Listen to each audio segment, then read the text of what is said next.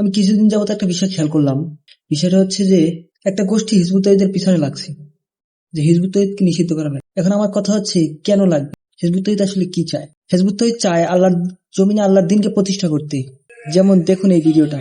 এই কোরআন দিয়ে দুনিয়া চলবে, এই কোরআন দিয়ে রাষ্ট্র চলবে, এই কোরআন দিয়ে আদালত চলবে, এই কোরআন দিয়ে পার্লামেন্ট চলবে, এই কোরআন দিয়ে সেনাবাহিনী চলবে, এই কোরআন দিয়ে শিক্ষা প্রতিষ্ঠান চলবে।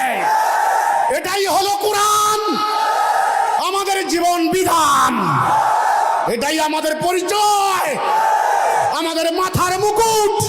দেখলেন, কথা হচ্ছে এই যে একটা গোষ্ঠী, তাদের তো কোনো মুরদ নাই আল্লাহর জমিনে আল্লাহর দ্বীনকে প্রতিষ্ঠা করার। আর যখন অন্য কেউ আল্লাহর জমিনে আল্লাহর দ্বীনকে প্রতিষ্ঠা করার জন্য দাঁড়ায়, তখন তাদেরকে পিছন থেকে টেনে ধরতেছেন এই ধর্মব্যবসায়ী শ্রেণী। কেন ধরতেছেন? কারণ তাদের কায়েম রাখা ব্যবসা টিকিয়ে রাখার জন্য। এখন তাদের প্রতি আমার প্রশ্ন, আপনারা কি আল্লাহর দ্বীন তথা জীবন ব্যবস্থা কায়েম করতে চান, নাকি মানুষের তৈরি জীবন ব্যবস্থা দিয়ে জীবন পরিচালনা করতে চান?